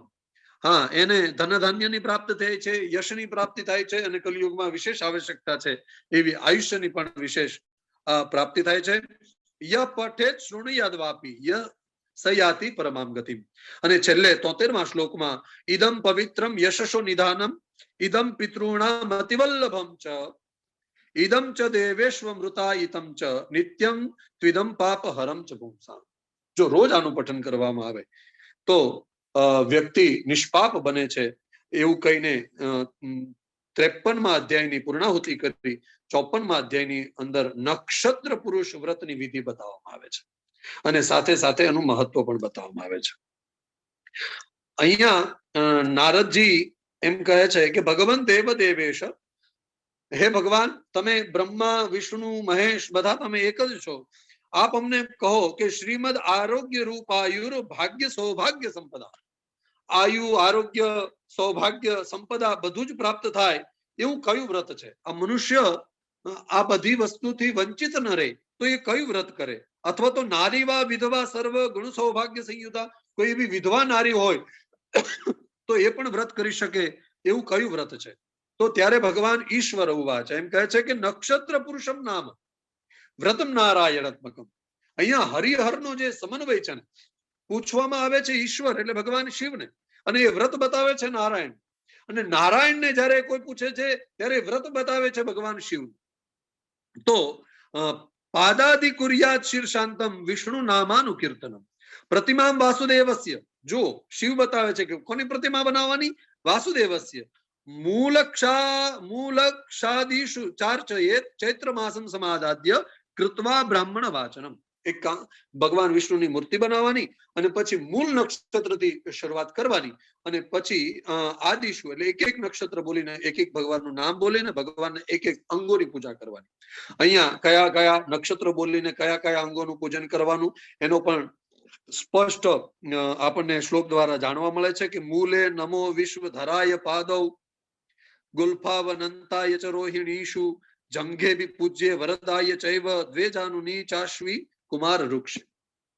બધાય નક્ષત્રો દ્વારા દ્વેજાનુની એટલે અશ્વિની નક્ષત્ર નું નામ લઈ અને બંને જાનુનીથી ભગવાન વિષ્ણુના જાનુનીનું પૂજન કરવાનું છે, એનું અભિવાદન કરવાનું છે. અહીંયા નક્ષત્રોની પણ એક ખાસિયત છે કે હસ્ત નક્ષત્ર જ્યારે હોય ત્યારે ભગવાનના હાથનું પૂજન કરવાનું છે, બંને કરકમળનું પૂજન કરવાનું છે. શ્રવણ નક્ષત્ર જ્યારે હોય ત્યારે ભગવાનના કાનનું પૂજન કરવાનું છે. એટલે અહીંયા એ પણ એક સુંદર મજાનું સમાનતા આપણને દેખાય છે. ત્યાર પછી એ વ્રતનું ઉદ્યાપન કરતી વખતે એમ કહેવાનું છે કે હે ભગવાન યથા ને લક્ષ્મ્યા શયનમ તવ શૂન્યમ જનાર્દન, યથા ને લક્ષ્મ્યા શયનમ તવ શૂન્યમ જનાર્દન. હે ભગવાન જનાર્દન, હે ભગવાન વિષ્ણુ, જેવી રીતે આપની શૈયા લક્ષ્મીજીથી પૃથક નથી હોતી અથવા તો આપની શૈયા લક્ષ્મી શૂન્ય નથી હોતી, એવી રીતે આ સંસાર રૂપી અમારી શૈયા, આ પૃથ્વી રૂપી અમારી શૈયા અથવા તો આ ગ્રહસ્થ રૂપી અમારી શૈયા જે છે એ કોઈ દી લક્ષ્મી વિહીન ન રહે. શૈયા મમાપ્ય શૂન્યાસ્તુ કૃષ્ણ જન્મની જન્મની. ખાલી એક જન્મ માટે નહીં, અનેક જન્મો સુધી અમને લક્ષ્મીજીની કૃપા અમારી ઉપર રહે એવું પણ અહીંયા વ્રતનું ઉદ્યાપન કરતી વખતે ઇતિ પઠતી શૃણોતિ યશ્ચ ભક્ત્યા પુરુષવરો વ્રત મંગનાથ કુર્યાત કલુષ વિદારણમ મુરારે સકલ વિભૂતિ ફલપ્રદમ ચ પુંસા. એ સકલ વિભૂતિ એમને પ્રાપ્ત થાય છે. ત્યાર પછી 55મા અધ્યાયની અંદર આદિત્ય શયન વ્રતની વિધિ અને એનું વિશેષ મહત્વ બતાવવામાં આવે છે. નારદજી અને ભગવાન શિવનો જે સંવાદ છે એમાં નારદજી કહે છે કે પ્રભુ આ ઘોર કલયુગ આવવાનો છે તો ઉપવાસેશ્વ સક્તસ્ય તદેવ ફલમ ઇચ્છતઃ. અનેક લોકોને મારી જેવા જે ઉપવાસ ન કરી શકતા હોય એવા લોકો માટે સુંદર મજાનું વ્રત છે કે અનભ્યાસેન રોગાદ્વા કિમિષ્ટમ વ્રતમુત્તમ. જે લોકો ભૂખ્યા ન રહી શકતા હોય અથવા તો વિશેષ ખાવધરા હોય અથવા તો રોગથી આક્રાંત હોય, હવે તો ડાયાબિટીસ ને એટલું બધું હોય છે કે લોકો ભૂખ્યા નથી રહી શકતા, અથવા તો મનથી મજબૂત ન હોય કે નહીં હું ભૂખ્યો નહીં રહી શકું, મને કંઈક થઈ જશે તો, ચક્કર આવશે તો, એટલે અથવા તો એના નિર્ણયો દ્રઢ ન હોય એટલા માટે તો એવા લોકો માટે કોઈ વ્રત હોય ને પ્રભુ તો આપ બતાવો. તો કેટલા દયાળુ છે નારદ. દેવર્ષિ કેટલા દયાળુ છે કે આપણા માટે કેટલી વ્યવસ્થા કરી છે. તો ભગવાને કહ્યું ઈશ્વર વાચ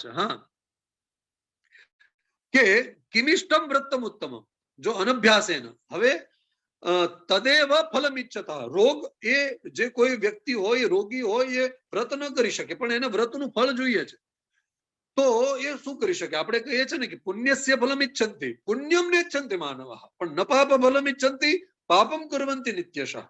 રોજ એને પાપ કરવું છે પણ પાપનું ફળ નથી જોઈતું, પુણ્ય કરવું નથી પણ પુણ્યનું ફળ જોઈએ છે. પણ અહીંયા હા તદેવ ફલમ ઈચ્છતા, એને એનું ફળ એટલું જ જોઈએ છે જેટલું એ વ્રતથી કરવાથી પ્રાપ્ત થાય. તો ભગવાને અહીંયા કહ્યું છે કે શ્રૂયતામ અક્ષયમ મહત, આ અક્ષય વ્રતનું આપ શ્રવણ કરો. આદિત્ય શયનમ નામ યથાવત શંકરાર્ચનમ, હા યેષુ નક્ષત્ર યોગેશુ પુરાણજ્ઞ પ્રચક્ષતે. તો જ્યારે હસ્ત નક્ષત્ર આવે, યદા હસ્તેન સપ્તમ્યા, હા પંકજભાઈ એમના પંકજભાઈ એટલે પંકજભાઈ રાવલ, કારણ કે હવે પછીના વક્તા પણ પંકજભાઈ છે. તો હસ્તેન સપ્તમ્યમ આદિત્યસ્ય દિને ભવે, જ્યારે હસ્ત નક્ષત્ર હોય, સપ્તમી તિથિ, જેમણે એમણે મિત્ર સપ્તમી, રથ સપ્તમી, ભાનુ સપ્તમી, સૂર્ય સપ્તમી કહ્યું હતું, એ દિનમ ભવે સૂર્યસ્ય ચાથ સંક્રાંતિ તિથિ સા સાર્વકામી, એવી તિથિથી આ વ્રતનું શરૂઆત કરવી. અને એ વ્રતની અંદર ભગવાન સૂર્યની ઉપાસના કરવી, એક સૂર્યની મૂર્તિ બનાવવી અને પછી સૂર્ય સહિત ભગવાન મહાદેવજી અને પાર્વતીની પણ પૂજા કરવી. અને અથવા તો કોઈ શિવલિંગ હોય એનું પણ જો તમે અર્ચન કરો તો પણ કોઈ બાધા નથી. જેમ જેમ નક્ષત્રો આવતા જાય, અહીંયા પણ એ નક્ષત્રનું હસ્તે ચ સૂર્યાય નમોસ્તુ પાદૌ અકાર્ય ચિત્રા સુચ ગુલ્ફદેશ સ્વાતિષુ જંગે પુરુષોત્તમાય ધાત્રી વિશાખાસુ ચ જાનુદેશ. એક એક નક્ષત્રો દ્વારા એક એક દિવસ એમની એક એક અલગ અલગ પુષ્પો દ્વારા એમનું પૂજન અને અર્ચન કરવું. અને ત્યાર પછી એ વ્રતનું ઉદ્યાપન કરીને તત પ્રદક્ષિણી કૃત્ય પ્રણિપત્ય વિસર્જય, પ્રણામ કરીને દંડવત નમસ્કાર કરીને પછી વ્રત એમનું ઉત્થાપન કરવું, વિસર્જન કરવું, ઉદ્યાપન કરવું. અને પછી એ વ્રત માટે શૈયા ગવાદી તત્સર્વમ દ્વિજસ્ય ભવનમ નય. શૈયા ગવાદી એટલે કે શૈયા આદિ જે આપવામાં આવ્યું હોય, દાન માટે આપવામાં આવ્યું હોય, ગવાદી ગોદાન કરવામાં આવ્યું હોય, તો આ બધું દ્વિજસ્ય ભવનમ નયે, કે બ્રાહ્મણના ઘર સુધી પહોંચાડી દેવું. હવે બ્રાહ્મણ બિચારો મારી જેમ રહેતો હોય વિરારમાં અને યજમાન કર્મ કરાવે ચર્ચગેટમાં, અને આવી રીતે શૈયા ગવાદી, શૈયા એટલે મોટો પલંગ એમને ઉદારતાથી સુંદર મજાનો કાચનો દાનમાં આપે, પણ હવે ચર્ચગેટ થી વિરાર લાવે તો ત્યાં સુધીમાં તો બિચારાનું દક્ષિણાય જતી રહી. એટલે અહીંયા બહુ સ્પષ્ટ ઉલ્લેખ છે કે આપણે બ્રાહ્મણને આપી દેવું એમ નહીં, પણ દ્વિજસ્ય ભવનમ નયે, યા તો આપણે એમના એ વિપ્રના એ આચાર્યના ઘર સુધી પહોંચાડી દેવું, અથવા તો આપણે એમને પહોંચાડવા માટે જે માનધન લાગે, જે પુરુષાર્થ લાગે, એમાં સહાયતા કરવી. એવો પણ અહીંયા સુંદર મજાનો ઉલ્લેખ પ્રાપ્ત થાય છે.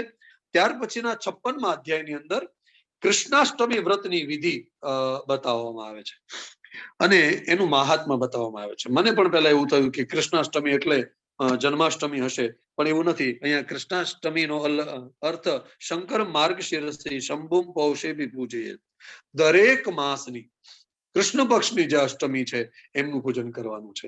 હવે અહીંયા છે નામ છે કૃષ્ણાષ્ટમી, પણ એમાં અર્ચન ભગવાન વિષ્ણુનું કરવાનું છે.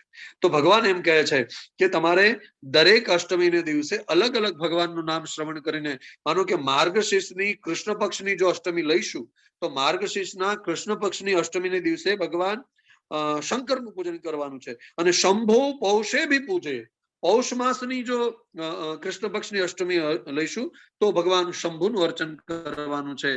એટલે કૃષ્ણાષ્ટમીશુ સર્વાસુ શક્ત સંપૂજયે દ્વિજાન ગોભૂ હિરણ્યવાસો ભી શિવ ભક્તાંશ શક્તિતા. પછી એ પૂજન નું વ્રતનું જયારે ઉદ્યાપન કરવાનું હોય ત્યારે એમને હિરણ્ય આદિ એ બ્રાહ્મણોને દક્ષિણા આપવાની હોય છે. હવે આ વ્રત કરતી વખતે કયા કયા માસમાં કઈ કઈ કૃષ્ણાષ્ટમીથી કઈ કઈ કૃષ્ણાષ્ટમી સુધી કેવા કેવા દાતરણો કરવા, કેવા કેવા ધાન્યનું સેવન કરવું, શૈયાનો ત્યાગ કરીને ભૂમિ ઉપર શયન કરવું, કેવા કેવા આહારો લેવા, એ બધું વિસ્તારથી આ 56મા અધ્યાયની અંદર ઉલ્લેખ છે. આપણને આપણા જયારે આપણે પ્રત્યક્ષ શિબિર કરશું ત્યારે મત્સ્ય પુરાણના વક્તા શ્રી ગૌતમભાઈ શાસ્ત્રીજી પૂજ્યશ્રી આપણને વિસ્તારથી એનું વર્ણન સંભળાવશે. ત્યાર પછી રોહિણી ચંદ્ર શયન વ્રતની વિધિ અને એનું મહત્વ બતાવે છે.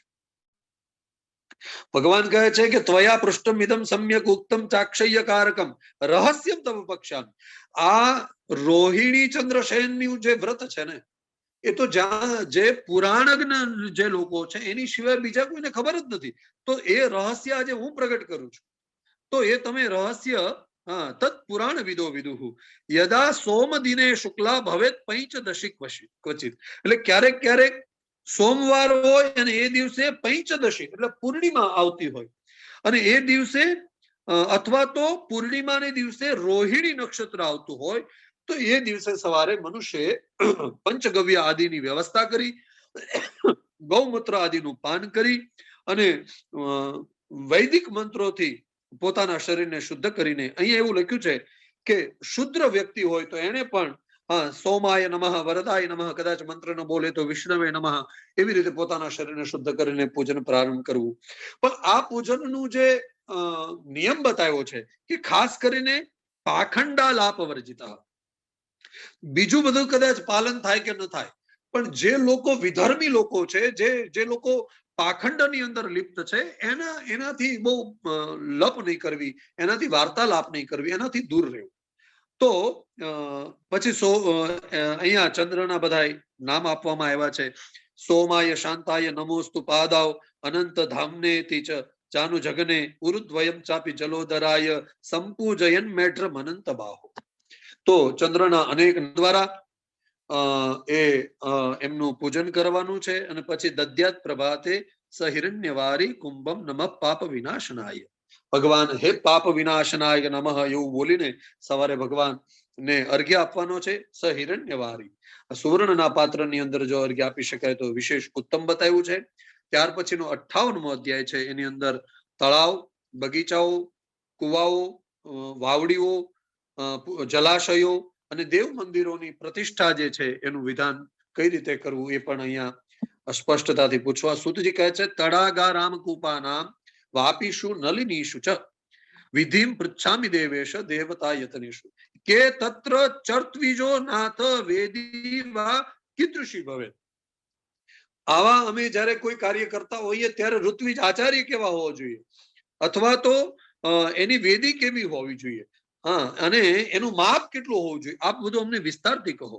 તો મત્સ્ય ભગવાન બહુ સ્પષ્ટ કહે છે. મત્સ્ય ઉવાચ કે પ્રાપ્ય પક્ષમ શુભમ શુક્લમ સંપ્રાપ્તે ચોત્તરાયણે પુણ્યહેન્ની વિપ્રકતિતે કૃત્વા બ્રાહ્મણ વાચન. બ્રાહ્મણને બોલાવી અને શુક્લ પક્ષની અંદર કોઈ શુભ તિથિ પ્રાપ્ત થતી હોય, સંભવ હોય તો ઉત્તરાયણની અંદર આ કર્મ કરવું. અને આ કર્મની અંદર વેદીનું આદિ માપ પણ બતાવ્યું છે.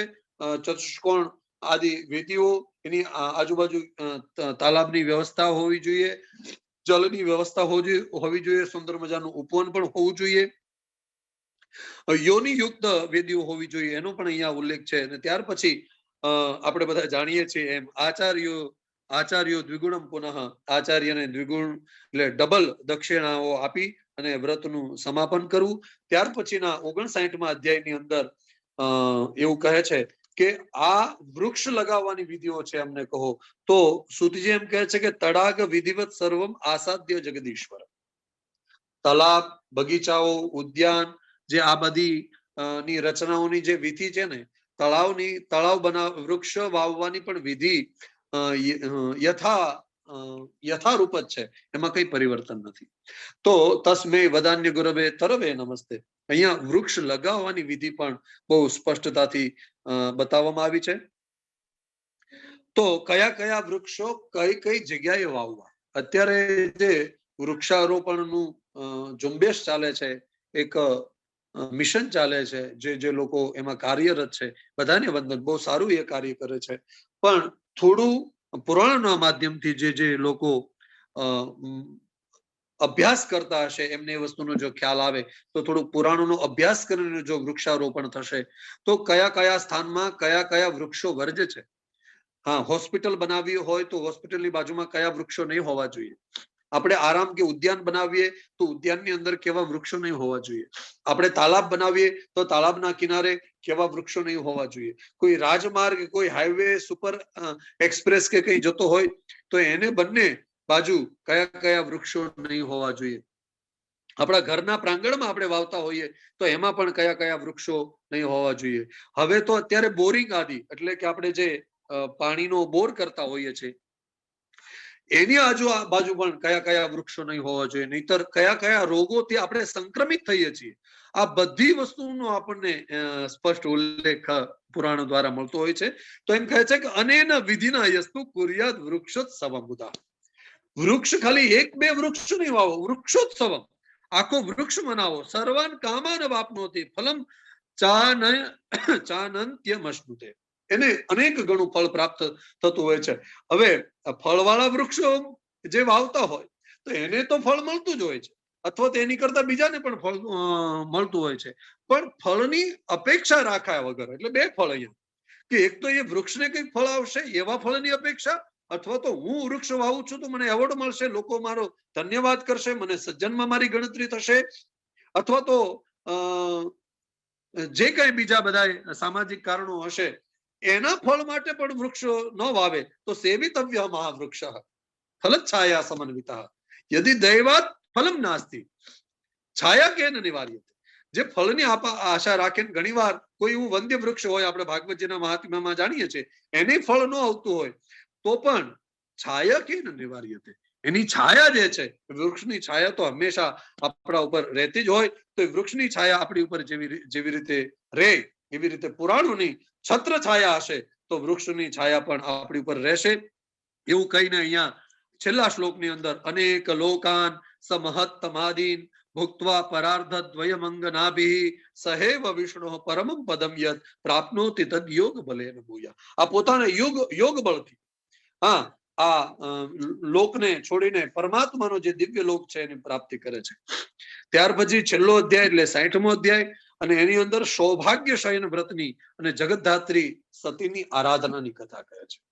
કહે છે પુરા દગ્ધેશુ લોકેશુ, પહેલા જયારે બધા લોકો બળી ગયા, બધા લોકની અંદર જયારે આગ લાગી ગઈ, અથવા તો જયારે આ સૃષ્ટિનો પ્રલય થયો, ત્યારે ભૂર્ભુવસ્વર મહાદિશુ સૌભાગ્યમ સર્વભૂતાના, બધાય ભૂતો પ્રાણી માત્રોનું જે સૌભાગ્ય હતું એ બધું ભગવાન વિષ્ણુની અંદર આવિર્ભાવ થઈ ગયું. અને એમાં પણ વૈકુંઠમ સ્વર્ગમાં સાધ્ય વિષ્ણુર વક્ષસ્થળ સ્થિતમ, ભગવાન વિષ્ણુના હૃદયની અંદર વક્ષસ્થળની અંદર એ સ્થિર થઈ ગયું. તતકાલેન મહતા પુનઃ સર્ગ વિદો નૃપ, પુનઃ જયારે સૃષ્ટિ બનાવવાની પરમાત્માની ઈચ્છા થઈ ત્યારે સ્પર્ધાયામ તુ પ્રવૃત્તાયામ કમલાસન કૃષ્ણયો, ભગવાન વિષ્ણુ અને બ્રહ્માની સ્પર્ધા થઈ. આપણે બધા મહિમ્નની અંદર પણ જાણીએ છીએ કે પિંગાકારા સમુદ્ભૂતા, એક અગ્નિની બહુ બૃહત મહતી એવી જ્વાળા ઉત્પન્ન થઈ, અને એ જ્વાળાથી લઈને ભગવાન વિષ્ણુનું હૃદય પીગળી ગયું, અને પીગળી ગયું એટલે જે સૌભાગ્ય છે એ વૈકુંઠથી ત્યાંથી સર્યું, અને સરીને જયારે પૃથ્વી ઉપર આવે એની પહેલા બ્રહ્માજીનો પુત્ર દક્ષ છે એનું પાન કરી ગયા, અને થોડુંક એ પૃથ્વી ઉપર પડ્યું. એવા જે દક્ષ મહારાજ છે એ દક્ષ મહારાજને ઘણા રોકવામાં આવ્યા, પણ દક્ષ મહારાજ માન્યા નહીં. તો દક્ષ મહારાજનું પાન કરવાથી જે બચ્યું હતું એનાથી પૃથ્વી ઉપર પડ્યું, એનાથી 7 પ્રકારની ઔષધિઓ બની, અને 8 પ્રકારના એવા દિવ્ય સૌભાગ્યના રત્નો જે છે એની ઉત્પત્તિ થઈ, જેને આપણે સૌભાગ્ય વ્રતમાં ઉપયોગી વસ્તુઓ ગણીએ છીએ, એની ઉત્પત્તિ થઈ. અહીંયા ઈક્ષવો રસરાજશ્ચ, રસરાજ એટલે રસરાજ પ્રભુ તો છે જ, પણ રસરાજ એટલે પારો, એવો અહીંયા અર્થ કરવામાં આવ્યો છે. નિષ્પાવા રાજધાન્યકમ વિકાર વચ્ચ ગોક્ષીરમ કુસુંભમ કુમકુમમ તથા, અહીંયા કુમકુમનો અર્થ કેસર કરવામાં આવ્યો છે. આ બધા સૌભાગ્યના બધા ચિહ્નો છે, સહાયક છે. લવણમ ચાષ્ટમમ તદ્વત સૌભાગ્યાષ્ટકમ ઉચ્યતે, આ સૌભાગ્યાષ્ટક છે આખું. તો મત્સ્ય પુરાણ કહે છે કે વસંત માસમાં સાધ્ય તૃતીયાયામ જનપ્રિય. આ વ્રત ક્યારે કરવાનું? વસંત માસમાં સાધ્ય, ચૈત્ર માસ જયારે આવે ત્યારે તૃતીયાયામ, તૃતીયા તિથિ જયારે હોય એ દિવસે શુક્લ પક્ષ પૂર્વાન્મે, શુક્લ પક્ષ હોય.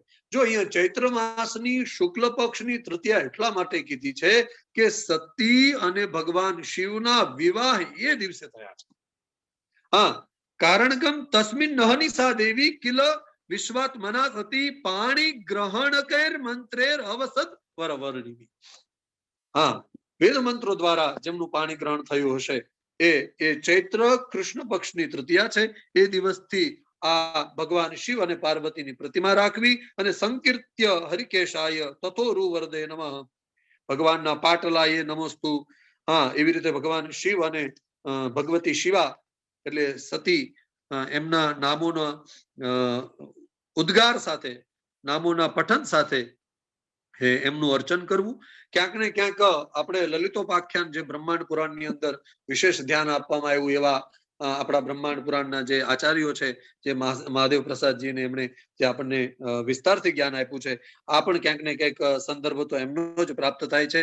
તો આવી રીતે સૌભાગ્યપૂર્ણની અભિલાષા વાળા લોકોએ શૃંગોદકમ ચૈત્ર માસે વૈશાખે ગોમયમ પુનઃ બીજા માસ વખતે પાછું અલગ અલગ વસ્તુનું પાન કરવું, અલગ અલગ ઔષધિઓનું સેવન કરવું, એવી રીતે વિસ્તારથી અહીંયા આ વ્રત જે છે આપણે સૌભાગ્ય શયન વ્રત જે છે એ જગતધાત્રી ભગવતી સતી દ્વારા એ વ્યક્તિ આશીર્વાદાન્વિત બને છે, એમને વિશેષ લાભ પ્રાપ્ત થાય છે. અને 60મા શ્લોકના 60મા અધ્યાયના 49મા શ્લોકમાં સુંદર મજાનું આ મારું પણ વાણીરૂપી શ્લોક બોલીને આપ સૌ વિદ્વાનોના ચરણોમાં પધરાવીશ કે ઇદમિહ મદને ન પૂર્વમિષ્ટમ શતધનુષા કૃતવીર્ય સૂનુના ચ કૃતમથ વરુણે નંદિના વા કિમુ જનનાથ યતો યદુદ્ભવસ્યાત. આ વ્રત ખાલી આપણે જ કરીએ છીએ નહીં, જગતની અંદર આ વ્રતો અનેક લોકો કરી ચુક્યા છે. કારણ કે સર્વપ્રથમ શતધન્વા આ વ્રત શતધનુષા એમણે પણ કર્યું છે. કૃતવીર્ય સુનું એટલે કે કાર્તવીર્ય જે અર્જુન છે એમણે પણ આ વ્રત કર્યું છે. પછી વરુણ, ભગવાન વરુણે પણ આ વ્રત કર્યું છે.